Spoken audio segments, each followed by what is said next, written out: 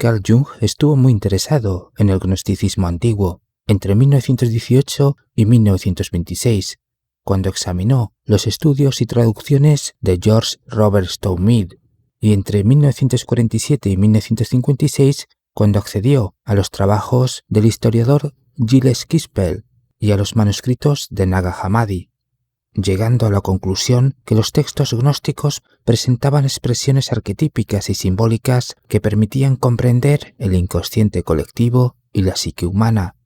Por ejemplo, la idea gnóstica de la liberación del alma es un proceso individual e integral que requiere de la unión de los opuestos y de la búsqueda del conocimiento espiritual. De ahí que Carl Jung entendiese que el gnosticismo antiguo no solo había sido una corriente espiritual y filosófica, sino una primitiva escuela del inconsciente que valoraba los sueños como un medio para acceder a conocimientos espirituales y manifestaciones simbólicas, aportando luz sobre la realidad más allá del mundo material.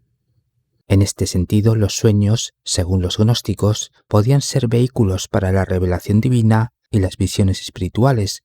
Podían facilitar la comunicación con las dimensiones metafísicas o trascendentales, podían permitir la interacción con las fuerzas divinas y recibir enseñanzas directas de las mismas entidades.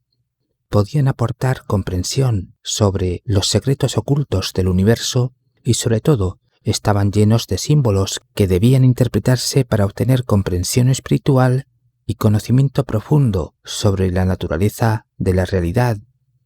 En efecto, los sueños fueron la materia principal de la psicología junguiana. Precisamente, Carl Jung tuvo en cuenta la perspectiva gnóstica. Distinguió entre diversas clases de sueños, tales como los sueños premonitorios, los sueños compensatorios, los grandes sueños, etc., destacando que los sueños revelaban los secretos que estaban ocultos a la mente consciente, es decir, los sueños ofrecen información que puede ser fundamental para la salud física y mental del individuo. No obstante, los sueños no los fabrica el soñador, sino que proceden de otro mundo, es decir, el mundo subterráneo del inconsciente, y esto tiene sus inconvenientes.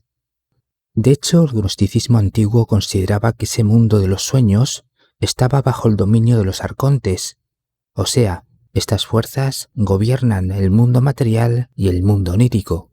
porque, según los textos gnósticos, el mundo físico es una creación ilusoria de los arcontes, donde el propósito principal es mantener a las almas atrapadas en la ignorancia.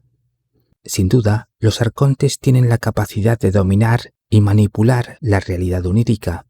puesto que utilizan los sueños como ilusiones controladas o simuladores de una realidad que influye, confunde y distrae a las almas. Por esto, el gnosticismo antiguo plantea que los sueños son trampas arcónticas que limitan la libertad y el conocimiento de la psique, así como distorsionan la percepción espiritual de las almas.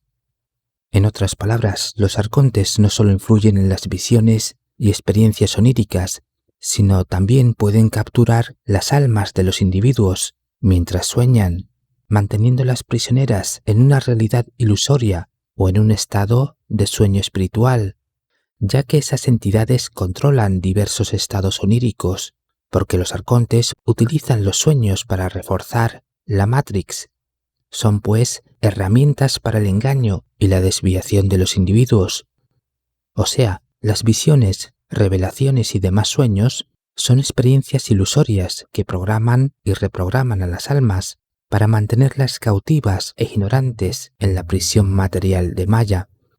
Precisamente, los arcontes intensifican su control durante el sueño, ya que, según el gnosticismo antiguo, el sueño no es un simple descanso del cuerpo, sino un estado en el cual el alma se halla temporalmente encarcelada en la ilusión del mundo material. Es decir, ese encarcelamiento espiritual puede variar desde el simple confinamiento del alma, pasando por experiencias oníricas relacionadas con el miedo y las bajas emociones, hasta los viajes del alma por las diferentes dimensiones del mundo onírico, aunque por lo general esas situaciones siempre estarían sujetas a la influencia y manipulación arconte. Teniendo en cuenta esto, los textos gnósticos revelan que en el mundo de los sueños las almas de los individuos conscientes podían experimentar la lucha entre las fuerzas de la luz y las fuerzas de la oscuridad, impidiendo que los arcontes se entrometiesen en sus mentes humanas a través de los sueños. En cambio, para Carl Jung, los individuos narcisistas o con trastornos psicóticos son propensos a tomar los sueños arcónticos desde una perspectiva real, porque confunden la realidad con los sueños, o porque los sueños se implantan como recuerdos en la memoria, o bien porque los sueños distorsionan la realidad para que el ego asuma una falsa máscara con la cual adaptarse mejor al sistema social y por extensión a la Matrix.